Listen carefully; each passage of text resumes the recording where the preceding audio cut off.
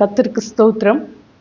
1 கொரிந்தியர் 5ஆம் அதிகாரம் 7ஆம் வசனத்திலே நாம் வாசிக்கிறோம், நம்முடைய பஸ்காவாகிய கிறிஸ்து நமக்காக பலியிடப்பட்டிருக்கிறாரே, ஆதலால் புளிப்பில்லாத அப்பத்தோடே பண்டிகையை ஆசரிக்க கடவோம் என்று 7ஆம் வசனத்திலும் 8ஆம் வசனத்திலும் நாம் வாசிக்கிறோம். இதை குறித்து நாம் ஏற்கனவே தொடர்ந்து பார்த்து கொண்டிருக்கிறோம். இன்றைய தினத்திலும் இன்னும் அதிகமாக அதை குறித்து நாம் பார்ப்பதற்கு ஆவியானவர் தாமே நமக்கு உதவி செய்வாராக. நாம் ரட்சிக்கப்பட்டு இயேசு கிறிஸ்துவை ஏற்றுக்கொள்ளும் போது நமக்காக பஸ்காவாக இயேசு கிறிஸ்து பலியானார் என்பதை விசுவாசிக்கும் போது இந்த புளிப்பில்லாத அப்ப பண்டிகை நமக்கு துவங்குகிறது. கர்த்தராகிய இயேசு கிறிஸ்து நமக்காக பஸ்கா பலியாக ஒப்பு கொடுக்கப்பட்டிருக்கிறார். எபிரேயர் 9ஆம் அதிகாரம் 14ஆம் வசனத்திலே நாம் வாசிக்கிறோம், நித்திய ஆவியினாலே தம்மை தாமே பழுதற்ற பலியாக தேவனுக்கு ஒப்பு கொடுத்த கிறிஸ்துவினுடைய இரத்தம் ஜீவனுள்ள தேவனுக்கு ஊழியம் செய்வதற்கு உங்கள் மனசாட்சியை செத்த கிரியைகளற சுத்திகரிப்பது எவ்வளவு நிச்சயம். நித்திய ஆவியினாலே தம்மை தாமே பழுதற்ற பலியாக தேவனுக்கு ஒப்பு கொடுத்த கிறிஸ்துவினுடைய இரத்தம். இங்கு நாம் வாசிக்கிறோம், இயேசு கிறிஸ்து தம்மை தாமே பழுதற்ற பலியாக தேவனுக்கு ஒப்பு கொடுத்தார். நித்திய ஆவியினாலே இயேசு கிறிஸ்து பரிசுத்த ஆவியானவராலே கன்னி மரியாளிடத்தில் உற்பவிக்கப்பட்டார். அதே போலவே இங்கு நாம் வாசிக்கிறோம், நித்திய ஆவியினாலே தம்மை தாமே பழுதற்ற பலியாக தேவனுக்கு ஒப்பு கொடுத்தார் என்று நாம் வாசிக்கிறோம். நமக்காக நம்முடைய பஸ்காவாகிய கிறிஸ்து பலியிடப்பட்டிருப்பதினால் நாம் நம்முடைய கிறிஸ்தவ வாழ்க்கையிலே புளிப்பில்லாத அப்ப பண்டிகையை நாம் ஆசரிக்கிறவர்களாக இருக்கிறோம். இதை பவுலும் நமக்கு சொல்லுகிறார், புளிப்பில்லாத அப்பத்தோடே பண்டிகையை ஆசரிக்க கடவோம் என்று பவுல் நம்மிடத்தில் கூறுகிறார். இந்த புளிப்பில்லாத அப்ப பண்டிகை குறித்து நாம் ஏற்கனவே நாம் பார்த்திருந்தோம். புளித்த மாவை அகற்ற வேண்டும் என்று, புளித்த மா என்றால் என்ன என்பதை குறித்த காரியங்களை நாம் பார்த்தோம். எண்ணாகமம் 28ஆம் அதிகாரத்திலே நாம் பார்க்கிறோம், 1ஆம் மாதம் 14ஆம் தேதி கர்த்தருக்கு உரிய பஸ்கா, 14ஆம் தேதி பஸ்கா பண்டிகை ஆசரிக்கப்படுகிறது. இந்த பஸ்கா பண்டிகையில் பஸ்கா ஆடு அடிக்கப்படுகிறது. நமக்காக கர்த்தராகிய இயேசு கிறிஸ்து பஸ்கா பலியானார். அந்த மாதம் 15ஆம் தேதி பண்டிகை நாள். 7 நாள் அளவும் புளிப்பில்லாத அப்பம் புசிக்க வேண்டும். 7 நாள் அந்த பண்டிகை ஆசரிக்கிற அத்தனை 7 நாட்களும் புளிப்பில்லாத அப்பத்தை புசிக்க வேண்டும். அதற்கு முன்பாக புளித்த மாவை நம்மை விட்டு அகற்ற வேண்டும். புளித்த மாவு என்றால் பாவம், பெருமை, மாய்மாலம், துருபதேசங்கள், இது எல்லாம் புளித்த மாவாக இருக்கிறது. நாம் ஏற்கனவே இதை குறித்து கொஞ்சம் புளித்தமா என்ற செய்தியில இதை குறித்து விரிவாக நாம் பார்த்திருக்கிறோம். இந்த புளித்த மா யாரிடத்திலாவது காணப்பட்டால், இந்த புளிப்பில்லாத அப்ப பண்டிகையை ஆசரிக்கிற இஸ்ரவேல் ஜனங்களிடத்திலே புளித்த மா காணப்பட்டால் அவன் இஸ்ரவேல் ஜனத்தில் இராதபடிக்கு அறுப்புண்டு போவான் என்று சொல்லப்பட்டிருக்கிறது. அதே போலத்தான் நம்முடைய வாழ்க்கையிலே புளித்த மா என்பது பாவத்தை குறிக்கிறது. 1 யோவான் 3ஆம் அதிகாரம் 8ஆம் வசனத்திலே நாம் வாசிக்கிறோம், பாவம் செய்கிறவன் பிசாசினால் உண்டாயிருக்கிறான் என்று வாசிக்கிறோம். யோவான் எழுதின சுவிசேஷம் 8ஆம் அதிகாரம் 34, 35 வசனங்களை நாம் வாசித்தோம் என்றால், பாவம் செய்கிறவன் எவனும் பாவத்துக்கு அடிமையாய் இருக்கிறான், அடிமையானவன் என்றைக்கும் வீட்டிலே நிலைத்திரான். பாவம் செய்கிறவன், புளித்த மா என்று பார்த்தோம். பாவம் என்றால் புளித்த மா. இந்த பாவம் செய்கிறவரிடத்திலே புளித்த மாவின் அனுபவம் இருக்கிறது. புளித்த மா இருந்தால் இஸ்ரவேல் ஜனத்தில் இராதபடிக்கு அறுப்புண்டு போவான் என்று பழைய ஏற்பாட்டிலே சொல்லப்பட்டது. அதுபோல இப்பொழுது நம்முடைய வாழ்க்கையிலே நாம் பார்க்கிறோம், பாவம் செய்கிறவன் பாவத்துக்கு அடிமையாய் இருக்கிறான், அடிமையானவன் என்றைக்கும் வீட்டிலே நிலைத்திருப்பது இல்லை என்று நாம் வாசிக்கிறோம். அறுப்புண்டு போவான் பழைய ஏற்பாட்டிலே, இங்கு புதிய ஏற்பாட்டிலே வீட்டிலே நிலைத்திரான். இது இரண்டும் சமமாக இணையாகவே இருக்கிறது. எனவே புளித்த மாவின் அனுபவமாக பாவம் செய்கிறவர்கள் அவர்கள் தேவனுடைய வீட்டிலே நிலைத்திருக்க முடியாது என்பதை நாம் இந்த வசனத்தின் மூலமாக நாம் பார்க்கிறோம். இந்த புளிப்பில்லாத அப்ப பண்டிகையை ஆசரிக்கிற நாம் புளித்த மாவை நம்மை விட்டு அகற்ற வேண்டும் என்று நாம் அறிந்து கொண்டோம். இப்பொழுது நாம் செய்ய வேண்டிய ஒரு காரியம் என்னவென்றால், 7 நாளளவும் புளிப்பில்லாத அப்பம் புசிக்க வேண்டும். 7 என்று சொல்லுவது பரிபூரணத்தை காண்பிக்கிறது. எனவே 7 நாளளவும் புசிக்க வேண்டும் என்றால் நம்முடைய வாழ்நாள் முழுவதும் நாம் உயிரோடு வாழும் சகல நாட்களிலும் புளிப்பில்லாத அப்பத்தை நாம் புசிக்க வேண்டும். புளிப்பில்லாத அப்பத்தை புசிக்க வேண்டும் என்றால் என்ன? அப்பம் என்று சொல்லும்போது இயேசு கிறிஸ்து சொல்லுகிறார், யோவான் எழுதின சுவிசேஷத்திலே, ஜீவ அப்பம் நானே. எனவே நாம் யோவான் 6ஆம் அதிகாரத்தை நாம் எடுத்துக்கொள்வோம். அந்த 6ஆம் அதிகாரத்திலே நாம் முழுவதுமாக நாம் பார்க்கும்போது இயேசு கிறிஸ்து தாம் அப்பமாக இருப்பதை குறித்து அவர்களுக்கு சொல்லுகிறார். 6ஆம் அதிகாரத்திலே நாம் பார்க்கிறோம், 4ஆம் வசனத்திலே, அப்பொழுது யூதருடைய பண்டிகையாகிய பஸ்கா சமீபமாயிருந்தது. அந்த பஸ்கா பண்டிகை சமீபமான போது இயேசு அங்கு ஒரு அற்புதத்தை செய்கிறார். 5ஆம் வசனத்திலே, இயேசு தம்முடைய கண்களை ஏறெடுத்து திரளான ஜனங்கள் தம்மிடத்தில் வருகிறதை கண்டு பிலிப்புவை நோக்கி, இவர்கள் சாப்பிடத்தக்கதாக அப்பங்களை எங்கே கொள்ளலாம் என்றார். இந்த அப்பங்களை, 5 அப்பங்களையும் 2 மீன்களையும் அவர் ஆசீர்வதித்து பெருகச் செய்த அற்புதத்தை நாம் ஏற்கனவே அறிந்திருக்கிறோம். இந்த பஸ்கா பண்டிகை சமீபித்த அந்த நாட்களிலே கர்த்தர் இந்த அற்புதத்தை அங்கு செய்கிறார். இவர்கள் இயேசுவை தேடி கொண்டு வந்ததை நாம் வாசிக்கிறோம். 24ஆம் வசனத்திலே, அப்பொழுது இயேசுவும் அவருடைய சீஷரும் அங்கே இல்லாததை ஜனங்கள் கண்டு உடனே அந்த படவுகளில் ஏறி இயேசுவை தேடிக்கொண்டு கப்பர்நகூமுக்கு வந்தார்கள். கடலின் அக்கறையிலே அவர்கள் அவரை கண்டபோது, ரபி, நீர் எப்பொழுது இவ்விடம் வந்தீர் என்று கேட்டார்கள். இயேசு அவர்களுக்கு பிரதியுத்தரமாக, நீங்கள் அப்பங்களை கண்டதினால் அல்ல, நீங்கள் அற்புதங்களை கண்டதினால் அல்ல, நீங்கள் அப்பம் புசித்து திருப்தியானதினாலேயே என்னை தேடுகிறீர்கள் என்று மெய்யாகவே மெய்யாகவே உங்களுக்கு சொல்லுகிறேன். அழிந்து போகிற போஜனத்திற்காக அல்ல, நித்திய ஜீவன் வரைக்கும் நிலை நிற்கிற போஜனத்திற்காகவே கிரியை நடப்பியுங்கள். அதை மனுஷகுமாரன் உங்களுக்கு கொடுப்பார். அவரை பிதாவாகிய தேவன் முத்திரித்திருக்கிறார் என்றார்.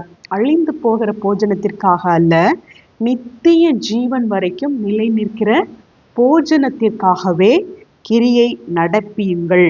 அதை மனுஷகுமாரன் உங்களுக்கு கொடுப்பார் என்று இயேசு கிறிஸ்து அந்த ஜனங்களிடத்திலே கூறுகிறார். அப்பொழுது அவர்கள் அவரை நோக்கி, தேவனுக்கேற்ற கிரியைகளை நடப்பிக்கும்படி நாங்கள் என்ன செய்ய வேண்டும் என்றார்கள். இயேசு அவர்களுக்கு பிரதியுத்தரமாக, அவர் அனுப்பினவரை நீங்கள் விசுவாசிப்பதே தேவனுக்கேற்ற கிரியையாய் இருக்கிறது.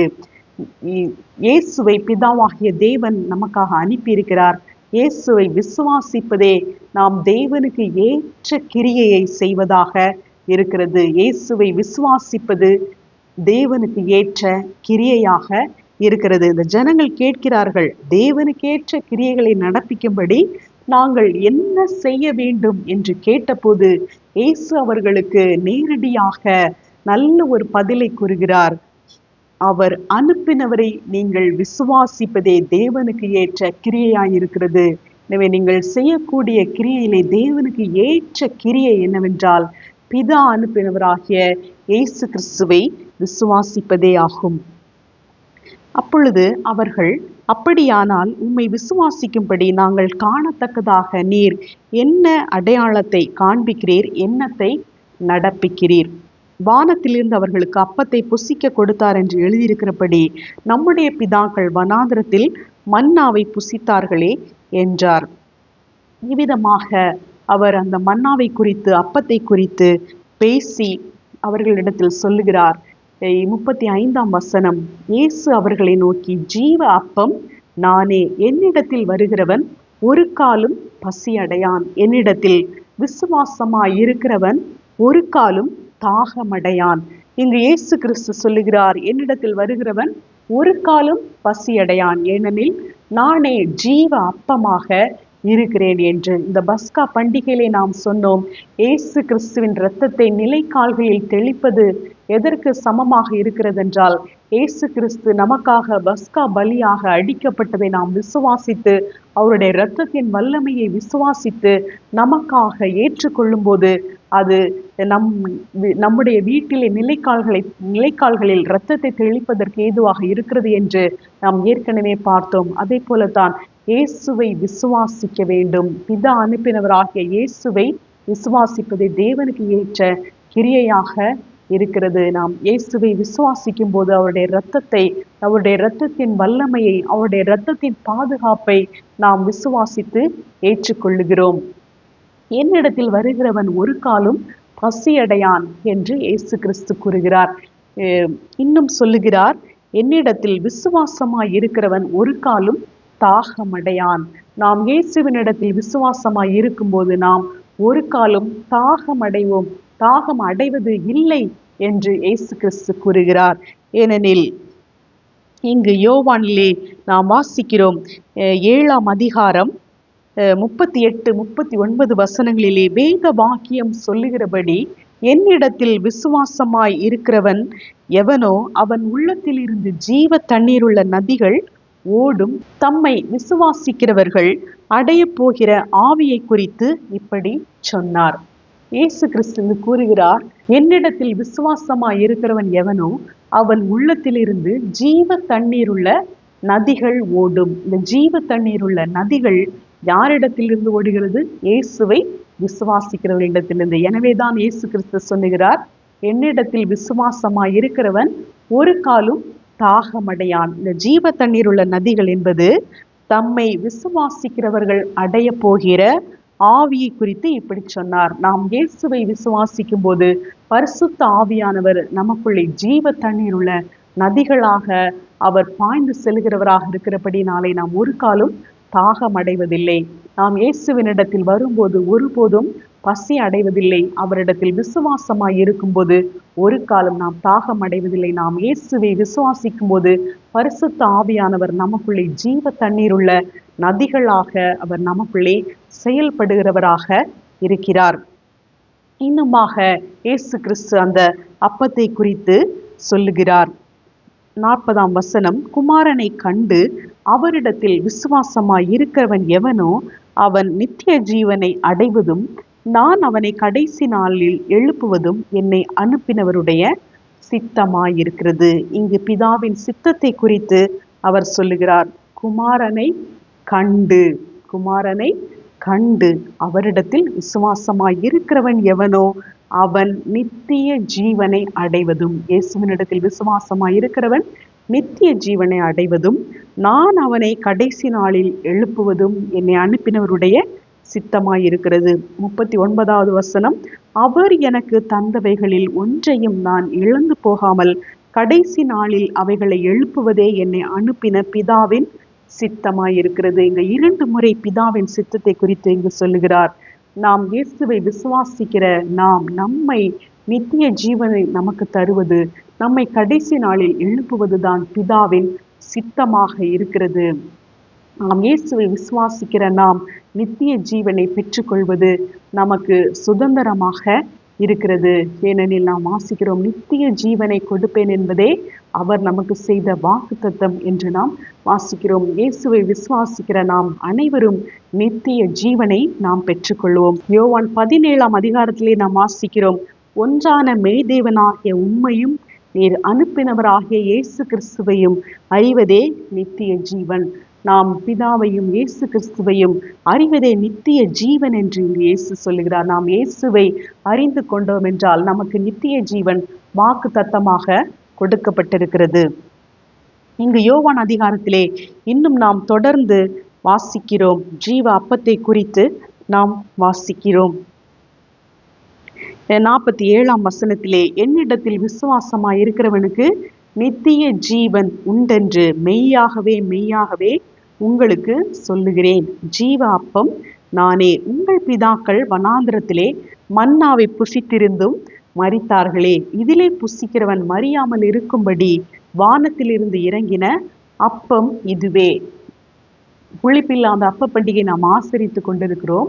7 நாள் அளவு நம்முடைய வாழ்நாள் முழுவதும் புளிப்பில்லாத அப்பத்தை நாம் புசிக்க வேண்டும் என்ற கட்டளையை அந்த பண்டிகை ஆசரிப்பிலே நாம் பார்க்கிறோம்.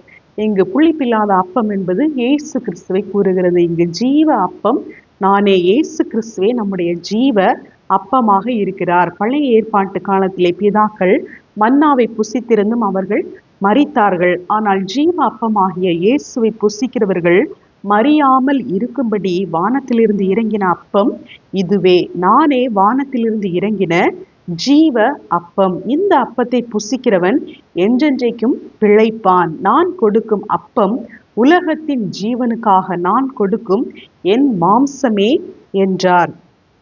54ஆம் வசனம், என் மாம்சத்தை புசித்து என் இரத்தத்தை பானம் பண்ணுகிறவனுக்கு நித்திய ஜீவன் உண்டு, நான் அவனை கடைசி நாளில் எழுப்புவேன். ஏற்கனவே நாம் வாசித்தோம், நான் அவனை கடைசி நாளில் எழுப்புவது என்னை அனுப்பினவருடைய சித்தமாயிருக்கிறது. இங்கு நாம் பார்க்கிறோம், என் மாம்சத்தை புசித்து என் இரத்தத்தை பானம் பண்ணுகிறவனுக்கு நித்திய ஜீவன் உண்டு, நான் அவனை கடைசி நாளில் எழுப்புவேன். என் மாம்சம் மெய்யான போஜனமாயிருக்கிறது, என் இரத்தம் மெய்யான பானமாயிருக்கிறது. என் மாம்சத்தை புசித்து என் இரத்தத்தை பானம் பண்ணுகிறவன் என்னிலே நிலைத்திருக்கிறான், நானும் அவனிலே நிலைத்திருக்கிறேன். ஜீவனுள்ள பிதா என்னை அனுப்பினது போலவும் நான் பிதாவினால் பிழைத்திருக்கிறது போலவும் என்னை புசிக்கிறவனும் என்னாலே பிழைப்பான். பிதா ஜீவனுள்ள பிதா. ஜீவனுள்ள பிதாவினாலே இயேசு கிறிஸ்து பிழைத்திருக்கிறார். பிதாவினாலே நான் பிழைத்திருக்கிறது போல என்னை புசிக்கிறவர்கள், என்னுடைய மாம்சத்தை புசிக்கிறவர்கள் என்னாலே பிழைத்திருப்பார்கள் என்று இயேசு கூறுகிறார். வானத்திலிருந்து இறங்கின அப்பம் இதுவே. இது உங்கள் பிதாக்கள் புசித்த மன்னாவை போலல்ல, அவர்கள் மரித்தார்களே. இந்த அப்பத்தை புசிக்கிறவனோ என்றென்றைக்கும் பிழைப்பான். இயேசு கிறிஸ்துவே நம்முடைய ஜீவ அப்பமாக இருக்கிறார். அவருடைய மாம்சத்தை புசித்து அவருடைய இரத்தத்தை பானம் பண்ணுகிற நமக்கு நித்திய ஜீவன் உண்டு. நம்மை அவர் கடைசி நாளிலே எழுப்புவார். என்னிடத்தில் விசுவாசமாய் இருக்கிறவனுக்கு நித்திய ஜீவன் உண்டென்று மெய்யாகவே மெய்யாகவே உங்களுக்கு சொல்லுகிறேன் என்று சொல்லுகிறார். இன்னுமாய் 63வது வசனத்திலே நாம் பார்க்கிறோம், ஆவியே உயிர்ப்பிக்கிறது, மாம்சமானது ஒன்றுக்கும் உதவாது. நான் உங்களுக்கு சொல்லுகிற வசனங்கள் ஆவியாயும் ஜீவனாயும் இருக்கிறது. இங்கு வசனங்கள், இயேசு நமக்கு சொன்ன வசனங்கள் ஜீவனாய் இருக்கிறது. இயேசுவை குறித்து யோவான் 1ஆம் அதிகாரத்திலே நாம் பார்க்கிறோம், வார்த்தை மாம்சமாகி என்று பார்க்கிறோம். இயேசு கிறிஸ்து வார்த்தையாக இருக்கிறார். இந்த தேவனுடைய வசனங்கள், அவருடைய வார்த்தை இயேசுவாக இருக்கிறது. எனவே இயேசு கிறிஸ்து ஜீவ அப்பம். அவருடைய மாம்சத்தை நாம் பரிசுத்த திருவிருந்திலே நாம் அவருடைய மாம்சத்தை புசித்து அவருடைய இரத்தத்தை பானம் பண்ணுகிறோம். இந்த வசனங்களை நாம் வாசித்து இந்த வசனங்களை புசிக்கும் போது, இந்த வசனங்களை உட்கொள்ளும் போது ஒவ்வொரு நாளும் புளிப்பில்லாத அப்பமாக, ஒவ்வொரு நாளுக்கும் தேவன் நமக்கு தருகிற அந்த நாளுக்கான வசனங்களை நாம் வாசித்து அதை விசுவாசித்து அதை அறிக்கை செய்வது நாம் ஜீவனுள்ள தேவனுடைய வசனங்களை, புளிப்பில்லாத அப்பத்தை நாம் புசிப்பதற்கு சமமாக இருக்கிறது. 68ஆம் வசனத்திலே வாசிக்கிறோம், சீமோன் பேதுரு அவருக்கு பிரதியுத்தரமாக, ஆண்டவரே, யாரிடத்தில் போவோம்? நித்திய ஜீவ வசனங்கள் உம்மிடத்தில் உண்டே என்று சொல்லுகிறார். இந்த வசனங்கள் நித்திய ஜீவ வசனங்கள் என்று பேதுரு சொல்லுவதை நாம் பார்க்கிறோம்.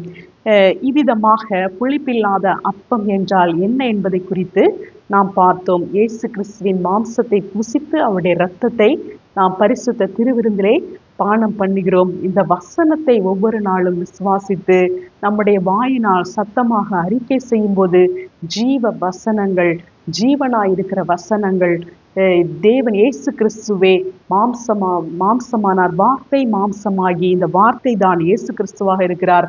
எனவே இயேசு கிறிஸ்து ஜீவ அப்பமாக இருக்கிறார். இயேசுவே அப்பமாக இருக்கிறார்.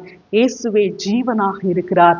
ஜீவனை வசனமாக இருக்கிறது. இந்த நான்கும் ஒன்றாக இருக்கிறது. இயேசு, ஜீவன், அப்பம், வசனங்கள், இந்த நான்குமே ஒன்றை ஒன்று பிரிக்க முடியாதபடிக்கு வசனங்கள், வார்த்தை, தேவனுடைய வார்த்தை இயேசுவாக இருக்கிறார். இயேசு ஜீவனாக இருக்கிறார். இயேசு நமக்கு ஜீவ அப்பமாக இருக்கிறார். இவ்விதமாக நாம் பரிசுத்த திருவிருந்திலே பங்கெடுப்பதன் மூலமாகவும் ஒவ்வொரு நாளும் நமக்காக தேவன் தருகிற வார்த்தைகளை பெற்றுக்கொள்வதன் மூலமாக நாம் நம்முடைய வாழ்நாள் முழுவதும் நாம் புளிப்பில்லாத அப்பத்தை நாம் உட்கொள்ளுகிறவர்களாக இருக்கிறோம்.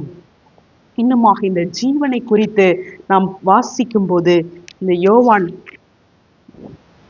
15ஆம் அதிகாரத்திலே நாம் வாசிக்கிறோம். 13ஆம் வசனம், ஒருவன் தன் சிநேகிதருக்காக தன் ஜீவனை கொடுக்கிற அன்பிலும் அதிகமான அன்பு ஒருவரிடத்திலும் இல்லை. இங்கு ஜீவனை குறித்து சொல்லுகிறது. நாம் ஒருவரிடத்தில் அன்பா இருக்கிறோம் என்றால் அவர்களுக்கு நாம் ஜீவனை கொடுக்கிறது தான் மிகவும் அதிகமான அன்பா இருக்கிறது. நாம் ஒருவரிடத்தில் அன்பு செலுத்த வேண்டும் என்றால், மிகவும் அதிகமாக அன்பு செலுத்த வேண்டும் என்றால் அவர்களுக்காக ஜீவனை கொடுப்பது. இது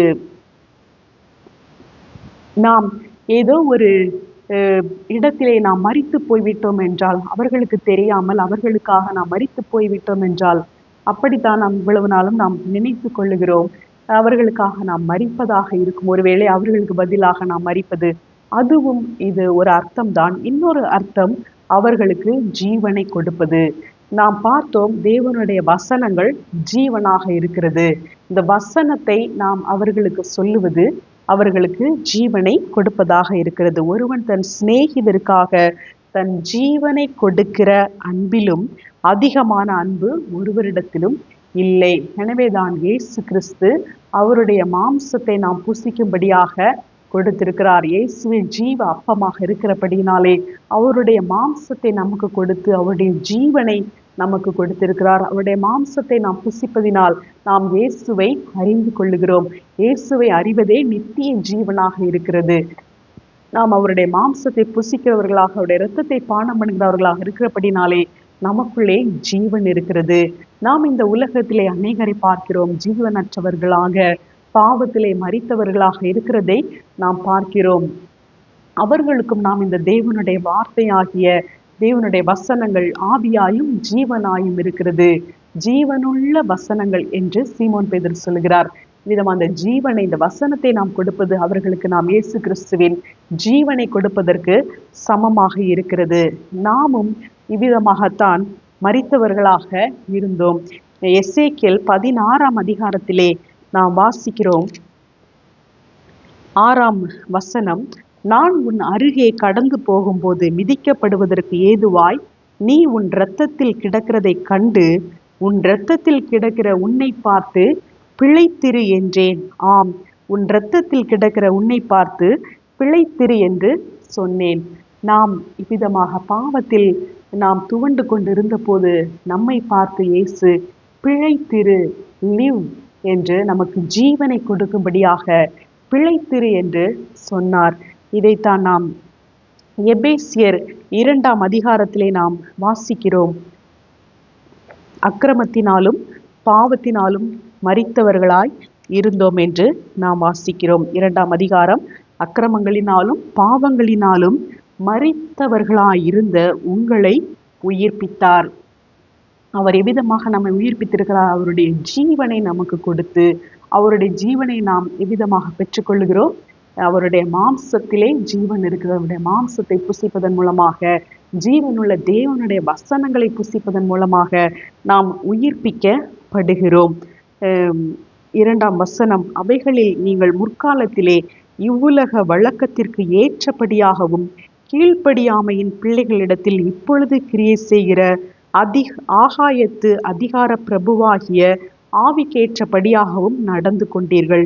அவர்களுக்குள்ளே நாம் எல்லாரும் முற்காலத்திலே நமது மாம்ச இச்சையின்படியே நடந்து நமது மாம்சமும் மனசும் விரும்பினவைகளை செய்து சுபாவத்தினாலே மற்றவர்களைப் போல கோபாக்கினையின் பிள்ளைகளாய் இருந்தோம்.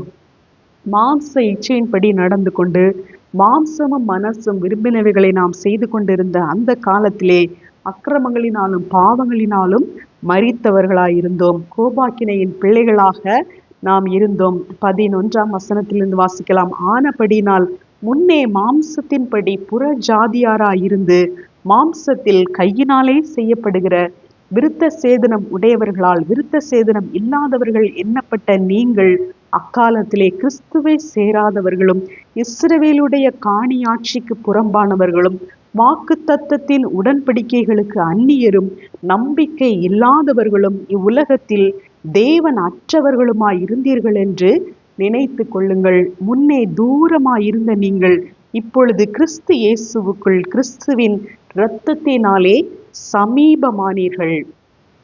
நாம் பாவத்தினாலே மரித்தவர்களாயிருந்தோம். இன்னுமாக விருத்த சேதனம் அவர்கள் செய்திருந்து விருத்த சேதனம் செய்யாதவர்களை புறஜாதிகள் என்று அவர்கள் சொல்லி வைத்திருந்த படியினாலே கிறிஸ்துவை சேராதவர்களாக இப்பொழுது விருத்த சேதனம் சரீர முயற்சி அற்ப பிரயோஜனம் உள்ளது. கிறிஸ்துவை சேராதவர்களாக நாம் அக்கிரமத்தினாலும் பாவத்தினாலும் மரித்திருந்தபடியினாலே மாம்சமும் மனசும் விரும்பினவைகளை செய்தபடியினாலே கிறிஸ்துவை சேராதவர்களும் இஸ்ரவேலுடைய காணியாட்சிக்கு புறம்பானவர்களும் வாக்கு தத்தத்தின் உடன்படிக்கைகளுக்கு அந்நியரும் நம்பிக்கை இல்லாதவர்களும் இவ்வுலகத்தில் தேவனற்றவர்களுமாய் இருந்தீர்கள் என்று நினைத்து கொள்ளுங்கள். இவ்விதமாகத்தான் நாம் இருந்தோம். இதுதான் அந்த எசேக்கியேலிலே வாச நாம் பிழைத்திரு என்று தேவன் நம்மை பார்த்து சொல்லும்போது நாம் பரிதபிக்கப்படத்தக்க நிலைமையிலே நாம் இருந்த அந்த நிலைமையாக இருக்கிறது. அந்த நிலைமை எப்படி இருந்தது என்றால், உன் பிறப்பின் வர்த்தமானம் என்னவென்றால், நீ பிறந்த நாளிலே உன் தொப்புள் அறுக்கப்படவும் இல்லை, நீ சுத்தமாவதற்கு தண்ணீரினால் குளிப்பாட்டப்படவும் இல்லை, உப்பால் சுத்திகரிக்கப்படவும் இல்லை, துணிகளில் சுற்றப்படவும் இல்லை. உனக்காக பரிதபித்து இவைகளில் ஒன்றையாகிலும் உனக்கு செய்ய ஒரு கண்ணும் உன் பேரில் இரக்கமாய் இருந்ததும் இல்லை. நீ பிறந்த நாளில் நீ அருவருக்கப்பட்டதினால் வெளியில் எரிந்துவிடப்பட்டாய். நான் உன் அருகே கடந்து போகும்போது மிதிக்கப்படுவதற்கு ஏதுவாய் நீ உன் இரத்தத்தில் கிடக்கிறதை கண்டு உன் இரத்தத்தில் கிடக்கிற உன்னை பார்த்து பிழைத்திரு என்றேன். ஆம், உன் இரத்தத்தில் கிடக்கிற உன்னை பார்த்து பிழைத்திரு என்று சொன்னேன். விதமாக நாம் தேவனற்றவர்களாக நம்பிக்கை இல்லாதவர்களாக அக்கிரமங்களினாலும் பாவங்களினாலும் மரித்தவர்களாய் இருந்தபோது நம்மை பார்த்து நமக்காக ஜீவனை கொடுத்து கல்வாரி சிலுவையிலே நமக்காக ஜீவனை கொடுத்து நம்மை பார்த்து பிழைத்திரு என்று சொல்லி நமக்கு ஜீவனை கொடுத்தார். இன்னுமாக ஜீவனை கொடுத்து 8ஆம் வசனத்திலே நாம் வாசிக்கிறோம், உனக்கு ஆணையிட்டு கொடுத்து உன்னோடு உடன்படிக்கை பண்ணினேன் என்று கர்த்தராகிய ஆண்டவர் சொல்லுகிறார். இவ்விதமாய் நீ என்னுடையவள் ஆனாய்.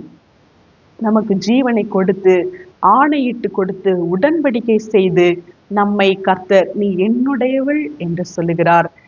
பரிதபிக்கப்படத்தக்க நிலைமையிலே மற்றவர்களால் அருவருக்கப்பட்டு வெளியில் இருந்து விடப்பட்டிருந்த தேவனுக்கு தூரமாயிருந்த கிறிஸ்துவின் காணியாட்சியை சேராதவர்களாக புறஜாதிகளாக இருந்த நம்மை அவர் பிழைத்திரு என்று சொல்லி அவருடைய வார்த்தையை கொடுத்து அவருடைய ஜீவனை கொடுத்து பிழைத்திரு என்று சொல்லி நமக்கு ஆணையிட்டு கொடுத்து நம்மோடு உடன்படிக்கை செய்தார். இவ்விதமாக நாம் தேவனுடையவர்களாக ஆனோம். இவ்விதமாய் நீ என்னுடையவள் ஆனாய். நமக்கு என்ன ஆணையிட்டு அவர் கொடுத்திருக்கிறார்? நாம் வாசிக்கிறோம், நித்திய ஜீவனை நமக்கு கொடுப்பேன் என்பதே அவர் நமக்கு செய்த வாக்கு தத்தமாக இருக்கிறது. நாம் வாசிக்கிறோம் 1 யோவான் 2ஆம் அதிகாரம் 25ஆம் வசனத்திலே நாம் வாசிக்கிறோம், நித்திய ஜீவனை அளிப்பேன் என்பதே அவர் நமக்கு செய்த வாக்கு தத்தம். அவர் நித்திய ஜீவனை நமக்கு கொடுப்பேன் என்று நமக்கு ஆணையிட்டு கொடுத்திருக்கிறார். உடன்படிக்கை செய்து, உடன்படிக்கை குறித்து நாம் ஏற்கனவே உடன்படிக்கை என்ற செய்தியிலே நாம் அறிந்திருக்கிறோம். நம்மோடு கூட அவர் உடன்படிக்கை செய்திருக்கிறார். அவருடைய பரிசுத்த திருவந்திரை நாம் பங்கு பெறும்போது அந்த உடன்படிக்கையிலே நாம் பங்கு பெறுகிறோம். அந்த உடன்படிக்கை குறித்து அந்த 4 பகுதிகளை நாம் ஏற்கனவே நாம் பார்த்திருக்கிறோம். அந்த உடன்படிக்கையிலே கால்களை கழுவுதல், பரிசுத்த திருவிருந்தில் பங்கு பெறுதல், அவருடைய அப்பத்திலும் ரசத்திலும் பங்கு பெறுதல், அவருடைய புதிய கற்பனை ஆகிய அன்பு கூறுங்கள், எல்லோரிடத்திலும் அன்பு கூறுங்கள் என்ற கற்பனை. இந்த 4 காரியங்கள் அந்த புதிய உடன்படிக்கையில இருப்பதை நாம் ஏற்கனவே நாம் பார்த்தோம். இவ்விதமாக அவர் பரிசுத்த அவருடைய மாம்சத்தினாலும் இரத்தத்தினாலும் நம்மோடு கூட புதிய உடன்படிக்கையை அவர் செய்திருக்கிறார். நமக்கு நித்திய ஜீவனை கொடுப்பேன் என்று ஆணையிட்டு கொடுத்திருக்கிறார். ஏற்கனவே நாம் யோவானிலே வாசித்தோம், என்னிடத்தில் விசுவாசமாய் இருக்கிறவன் மெய்யாகவே மெய்யாகவே நித்திய ஜீவனை அடைவான் என்று. எனவே அவர் நமக்கு நித்திய ஜீவனை கொடுப்பேன் என்று ஆணையிட்டு கொடுத்திருக்கிறார். அவருடைய மாம்சத்தையும் இரத்தத்தை நமக்கு கொடுத்து நம்மோடு கூட உடன்படிக்கை செய்திருக்கிறார். நாம் 22ஆம் அதிகாரத்திலே நாம் வாசிக்கிறோம், என்னுடைய இரத்தத்தினால் உண்டான புதிய உடன்படிக்கையாய் இருக்கிறது என்று நாம் வாசிக்கிறோம். நாம் ஏற்கனவே இவைகளை நாம் அறிந்திருக்கிறோம். இந்த உடன்படிக்கை செய்து நம்மை என்னுடையவள் ஆனாய். இந்த எசேக்கியேல் வாசிக்கிறோம், பரிதபிக்கப்படத்தக்கவர்களாக இருந்தோம். எபேசியர்களை வாசித்தோம், தூரமாயிருந்தோம். ஆனால் இப்பொழுது நாம் தேவனுடையவர்களாக மாறியிருக்கிறோம். 1 யோவான் 3ஆம் அதிகாரம் 2ஆம் வசனத்திலே நாம் வாசிக்கிறோம், இப்பொழுது தேவனுடைய பிள்ளைகளாய் இருக்கிறோம், இனி எவ்விதமாய் இருப்போம் என்று இன்னும் வெளிப்படவில்லை. ஆகிலும் அவர் இருக்கிற வண்ணமாகவே நாம் அவரை தரிசிப்பதினால் அவருக்கு ஒப்பாய் இருப்போம் என்று அறிந்திருக்கிறோம். நாம் இப்பொழுது யாராயிருக்கிறோம்? தேவனுடைய பிள்ளைகளாக இருக்கிறோம். இனிமே நாம் எப்படி இருப்போம்? இன்னும் வெளிப்படவில்லை. ஆகிலும் அவர் இருக்கிற வண்ணமாகவே நாம் அவரை தரிசிப்பதனால் அவருக்கு ஒப்பாயிருப்போம். நாம் தூரமாய் இருந்த நாம் தேவனுக்கு ஒப்பாயிருப்போம் என்று இங்கு நாம் வாசிக்கிறோம். தேவனுடைய பிள்ளைகளாயிருக்கிறோம், தேவனுக்கு ஒப்பாயிருப்போம். எவ்வளவு பெரிய பாக்கியம் பாருங்கள். நாம் ஏற்கனவே நாம் வாசித்திருக்கிறோம், தேவனை இவ்வளவு சமீபமாய் பெற்றிருக்கிற வேறே பெரிய ஜாதி எது என்று. விதமாக நமக்கு இவ்வளவு பெரிய பாக்கியம் நமக்கு கிடைத்திருக்கிறது. தேவனுக்கு ஒப்பாயிருப்போம். இப்பொழுது தேவனுடைய பிள்ளைகளாய் இருக்கிறோம். இயேசு கிறிஸ்து சொன்னார், என்னுடைய பிதாவின் சித்தத்தை செய்கிறவர்களே எனக்கு தாயும் எனக்கு சகோதரனும் எனக்கு சகோதரியுமாய் இருக்கிறார்கள் என்று சொன்னார். யோவான் 15ஆம் அதிகாரத்திலே நான் உங்களை சிநேகிதர் என்றேன் என்று சொல்லுகிறார். நம்மை சிநேகிதர் என்று சொல்லுகிறார். வெளிப்படுத்தல் 19ஆம் அதிகாரம் 7ஆம் வசனத்திலே அவருடைய மனைவி தன்னை ஆயத்தம் பண்ணினாள் என்று வாசிக்கிறோம். நம்மைத்தான், நம்முடைய சபையை மனைவி என்று சொல்லுகிறார். யாரோவாகவோ ஒன்றுமில்லாமல் இருந்த நம்மை பார்த்து தேவனுடைய பிள்ளைகள் என்று நாம் யோவானிலே நாம் வாசிக்கிறோம். 21ஆம் அதிகாரம் 5ஆம் வசனத்திலே இயேசு கிறிஸ்து சீஷர்களிடத்தை கேட்கிறார், பிள்ளைகளே புசிக்கிறதற்கு ஏதாகிலும் உண்டா என்று கேட்கிறார். பிள்ளைகளாக, தாயாக, சகோதரனாக, சகோதரியாக, சிநேகிதராக, எல்லாவற்றிற்கு மேலாக அவருடைய மனைவியாக நம்மை ஏற்றுக்கொண்டிருக்கிறார். இவ்விதமாக அவர் நமக்கு ஆணையிட்டு கொடுத்து உடன்படிக்கை செய்து நீ என்னுடையவள் ஆனாய் என்று அவர் சொல்லி இருக்கிறார். ரோமர் 9ஆம் அதிகாரம் 24ஆம் வசனத்திலே நாம் வாசிக்கும் போது அவர் யூதரிலிருந்து மாத்திரமல்ல புற ஜாதிகளிலும் இருந்து நம்மை அழைத்திருக்கிறாரே, அந்தபடி எனக்கு ஜனங்கள் அல்லாதவர்களை என்னுடைய ஜனங்கள் என்றும் சிநேகிக்கப்படாதிருந்தவளை சிநேகிக்கப்பட்டவள் என்றும் சொல்லி அழைப்பேன். நீங்கள் என்னுடைய ஜனங்கள் அல்லவென்று அவர்களுக்கு சொல்லப்பட்ட இடத்திலே அவர்கள் ஜீவனுள்ள தேவனுடைய பிள்ளைகள் எண்ணப்படுவார்கள் என்று ஓசியா தீர்க்கதரிசியிலே சொல்லப்பட்டதை இவர் இங்கு சொல்லியிருக்கிறார். ஓசியா 1ஆம் அதிகாரம் 2ஆம் அதிகாரத்திலே நாம் வாசிக்கலாம். புற ஜாதிகளிலும் இருந்து நம்மை அழைத்திருக்கிறாரே, எனக்கு ஜனங்கள் அல்லாதவர்களை என்னுடைய ஜனங்கள் என்றும் சிநேகிக்கப்படாதிருந்தவளை சிநேகிக்கப்பட்டவள் என்றும் சொல்லி அழைப்பேன். நீங்கள் என்னுடைய ஜனங்கள் அல்லவென்று அவர்களுக்கு சொல்லப்பட்ட இடத்திலே அவர்கள் ஜீவனுள்ள தேவனுடைய பிள்ளைகள் எனப்படுவார்கள். நீங்கள் என்னுடையவர்கள் அல்ல என்று சொல்லப்பட்ட இடத்திலே நாம் எவ்விதமாக சொல்லப்படுகிறோம்? ஜீவனுள்ள தேவனுடைய பிள்ளைகள் என்று சொல்லப்படுகிறோம். தேவனுடைய அன்பு எவ்வளவு பெரியதாக இருக்கிறது பாருங்கள். எனவே இயேசு கிறிஸ்து நமக்கு ஜீவனை கொடுத்திருக்கிறார்.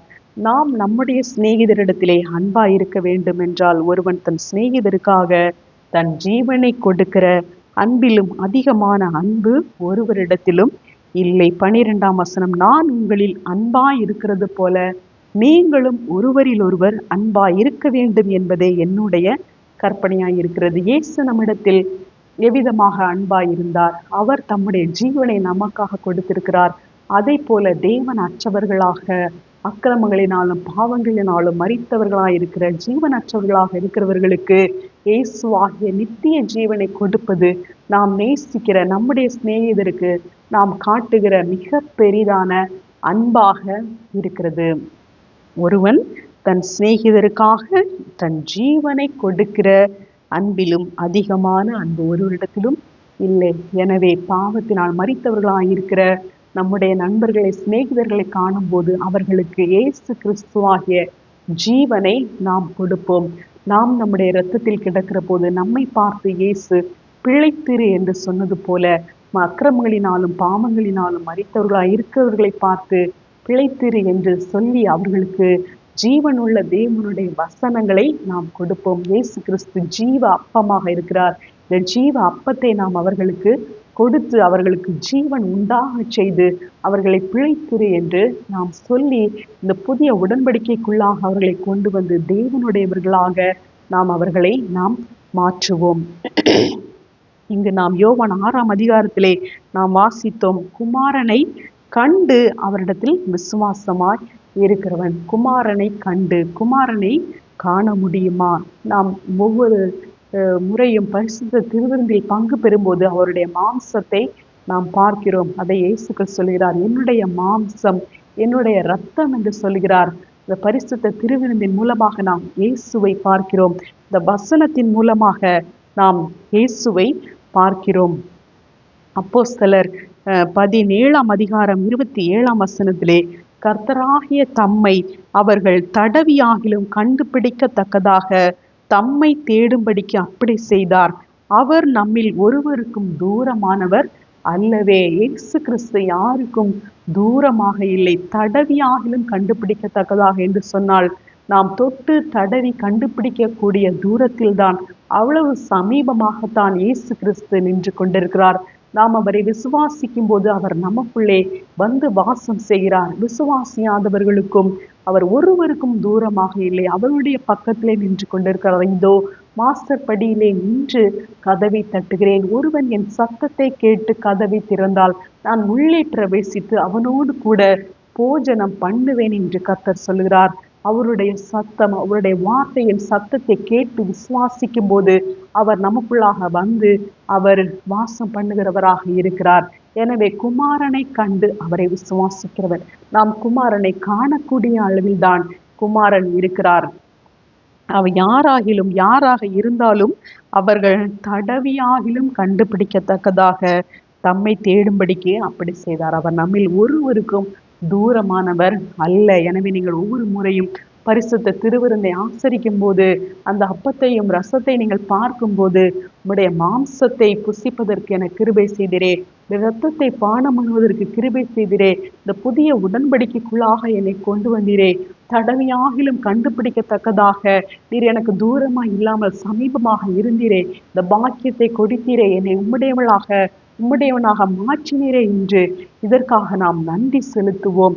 இயேசுவையும் பிதாவையும் விசுவாசிப்பது, அவரை அறிந்து கொள்வதுதான் நித்திய ஜீவனாக இருக்கிறது. தேவனுக்கு ஏற்ற கிரியை நாங்கள் என்ன செய்ய வேண்டும் என்று சொன்ன போது அவர் அனுப்பினவரை நீங்கள் விசுவாசிப்பதே அவருக்கு ஏற்ற கிரியையாக இருக்கிறது. எனவே இயேசுவை நாம் விசுவாசிப்போம். நமக்காக அனுப்பப்பட்ட ஜீவ அப்பம் அவர், நமக்கு நித்திய ஜீவனை கொடுக்கிறவர். இயேசுவை விசுவாசிக்கிறவன் நித்திய ஜீவனை அடைவான். என்னை விசுவாசிக்கிறவனை கடைசி நாளில் நான் எழுப்புவேன். எனவே நாம் பரலோகத்திற்கு போவோமா அல்லவா என்று நாம் சந்தேகப்பட வேண்டிய தேவையே இல்லை. இயேசு கிறிஸ்துவை விசுவாசிக்கிறவர்கள் கண்டிப்பாக நித்திய ஜீவனை அடைவார்கள். இயேசு கிறிஸ்துவை விசுவாசிக்கிறவர்கள் கண்டிப்பாக பரிசுத்த ஆவியை உடையவர்களாக இருப்பார்கள். அவரை விசுவாசிக்கிறவர்கள் அடைய போகிற ஆவியை குறித்து என்று நாம் சொல்கிறோம். நாம் இயேசுவை விசுவாசித்தோம் என்றால் பரிசுத்த ஆவியானவரை நமக்குள்ளாக இருப்பார். அவர் நமக்குள்ளாக நதியாக பாய்ந்து செல்வதற்கு நாம் அனுமதிக்க வேண்டும். 7 நாள் அளவும் புளிப்பில்லாத அப்பம் புசிக்க வேண்டும் என்றால் ஒவ்வொரு நாளும் நாம் தேவனுடைய வசனத்தை நாம் வாசிக்க வேண்டும். நாம் இயேசுவை விசுவாசிக்கிறவர்களாக இருக்கிறபடினாலே நமக்குள்ளே பரிசுத்த ஆவியானவர் ஜீவ தண்ணீர் உள்ள நதிகளாக இருக்கிறார். இந்த வசனத்தை அறிக்கை செய்ய வேண்டும். அந்நிய பாஷையினாலே ஜெபிக்க வேண்டும். பரிசுத்த ஆவியானவரை நம்மில் செயல்பட அனுமதிக்க வேண்டும். இவ்விதமாக நாம் புளிப்பில்லாத அப்பத்தை நாம் ஒவ்வொரு நாளும் புசிக்கிறவர்களாக நாம் இருக்கிறோம். இன்னுமாக பரிசுத்த சபை கூடுதல் ஏழாம் நாள் முதலாம் நாளிலும் 7ஆம் நாளிலும் பரிசுத்த சபை கூடுதல் இருக்க வேண்டும். எனவே நாம் நம்முடைய பரிசுத்த சபை கூடுதலிலே நாம் கலந்து கொள்கிறவர்களாக நாம் இருக்க வேண்டும். சர்வாங்க தகன பலி, பாவ நிவாரண பலி, அது போஜன பலியை குறித்து அங்கே சொல்லப்பட்டிருக்கிறது. எல்லா பலிகளையும் கர்த்தராகிய இயேசு கிறிஸ்து நமக்காக சிலுவையிலே அவரே பலியானார். கர்த்தராகிய இயேசு கிறிஸ்து பஸ்கா ஆட்டுக்குட்டியாக தம்மை தாமே பழுதற்ற பலியாக ஒப்பு கொடுத்தபடினாலே இந்த எல்லா பலிகளும் நமக்காக செலுத்தப்பட்டு தீர்ந்து விட்டது. எனவே நாம் பலி செலுத்த வேண்டிய தேவையில்லை. நாம் அவரை விசுவாசித்தால் மாத்திர போதுமானது. நமக்காக பலியானதை நாம் ஒவ்வொரு நாளும் விசுவாசித்து நன்றி செலுத்த வேண்டும். எனக்காக சர்வாங்க தகன பலியான இயேசுவே, எனக்காக போஜன பலியான இயேசுவே, எனக்காக பாவ நிவாரண பலியானவரே, சமாதான பலியானவரே, குற்ற நிவாரண பலியானவரே, பான பலியாக வார்க்கப்பட்டவரே என்று எல்லா பலிகளையும் எனக்காக செலுத்தி நியாய பிரமாணத்தை நிறைவேற்றினவரே என்று அவர் நமக்காக பலியானதை ஒவ்வொரு நாளும் நாம் விசுவாசித்தாலே அது தேவனுக்கு ஏற்ற கிரியையாக இருக்கிறது. இந்த புளிப்பில்லாத அப்ப பண்டிகையிலே சர்வாங்க தகன பலி செலுத்த வேண்டும். 2 காளை, 1 ஆட்டுக்கடா, 7 ஆட்டுக்குட்டி, போஜன பலி, பாவ நிவாரண பலி இதெல்லாம் செலுத்தப்பட வேண்டும் என்று எண்ணாகம் 28ஆம் அதிகாரத்திலே நாம் வாசிக்கிறோம். இதை செலுத்துவது எதற்கு இணையாக இருக்கிறது என்றால், இயேசு கிறிஸ்து நமக்காக பலியானதை நாம் ஒவ்வொரு நாளும் விசுவாசித்து அதற்காக நாம் நன்றி செலுத்தும் போது, அவர் நமக்காக பலியானதை நாம் விசுவாசிக்கும் போது இந்த பலிகள் நிறைவேறுகிறது. 7 நாளும் கர்த்தர் நமக்காக பலியானதை விசுவாசித்து நாம் நன்றி செலுத்த வேண்டும். நாம் எபிரேயர் 9ஆம் அதிகாரத்திலே வாசித்தோம். நித்திய ஆவியினாலே தம்மை தாமே பழுதற்ற பலியாக கர்த்தராக இயேசு கிறிஸ்து ஒப்பு கொடுத்தார் என்று நாம் வாசித்தோம். அதே போல பரிசுத்த ஆவியானவர் இயேசுவுக்கு உதவி செய்தது போல நமக்கும் பரிசுத்த ஆவியானவர் உதவி செய்கிறவராக இருக்கிறார். இந்த உலகத்திலே இந்த புளிப்பில்லாத அப்ப பண்டிகையை நாம் ஆசரிக்க வேண்டும். அதற்கான எல்லா காரியங்களையும் பரிசுத்த ஆவியானவர் நமக்கு உதவி செய்கிறவராக இருக்கிறார். எனவே 7 நாளளவும் புளிப்பில்லாத அப்பம் புசிக்க வேண்டும். நம்முடைய வாழ்நாள் முழுவதும் ஜீவ அப்பமாகிய இயேசுவை நாம் புசிக்க வேண்டும். பரிசுத்த திருவிருந்திலே பங்கு பெற வேண்டும். ஜீவனுள்ள தேவனுடைய வார்த்தையை நாம் புசிக்க வேண்டும். ஒவ்வொரு நாளும் நமக்கான புதிய வார்த்தையை நாம் பெற்றுக்கொள்ள வேண்டும். மன்னாவை குறித்து பார்க்கும்போது ஒவ்வொரு நாளும் அது எடுக்கப்பட வேண்டும். அடுத்த நாள் பூச்சி பிடித்து நாற்றம் எடுத்தது என்று நாம் பார்க்கிறோம். ஒவ்வொரு நாளும் நமக்கான வார்த்தையை கர்த்தர் வைத்திருக்கிறார். அதை நாம் பெற்றுக்கொள்ள வேண்டும். அவருடைய அன்பு எவ்வளவு பெரியதாக இருக்கிறது. அக்கிரமத்தினாலும் பாவத்தினாலும் மரித்தவர்களாயிருந்த நம்மை அவர் பார்த்து பிழைத்திரு என்று சொல்லி நமக்கு நித்திய ஜீவனை கொடுப்பேன் என்று நமக்கு ஆணையிட்டு கொடுத்து, அவருடைய மாம்சத்தினாலும் இரத்தத்தினாலும் நம்மோடு புதிய உடன்படிக்கை செய்து நம்மை அவருடையவராக மாற்றி இருக்கிறார். வெளிப்படத்திலே அவருடைய மனைவி என்று சொல்லி முடிக்கிறார். நாம் அவருடையவர்களாக நாம் இருக்கிறோம். அவருடையவர்களாக நாம் இருக்கிறபடினாலே நம்மை கடைசி நாளில் எழுப்புவதே பிதாவின் சித்தமாக இருக்கிறது. எனவே நாம் ஒவ்வொரு நாளும் புளிப்பில்லாத அப்பத்தை நாம் புசிப்போம். கர்த்தருடைய வருகைக்கு நாம் ஒவ்வொரு நாளும் ஆயத்தமாவோம். கர்த்தர் தாமே நம்மை ஆசீர்வதிப்பாராக. ஒருவன் தன் சிநேகிதருக்காக தன் ஜீவனை கொடுக்கிற அன்பிலும் அதிகமான அன்பு வேறொன்றும் இல்லை. எனவே பாவங்களினாலும் அக்கிரமங்களினாலும் மரித்தவர்களாய் இருக்கிறவர்களை காணும்போது அவர்களுக்கு ஜீவனாகிய நித்திய ஜீவனாகிய இயேசுவை கொடுங்கள். இதைவிட மிகப்பெரிய அன்பு எதுவும் இல்லை. ஆமென்.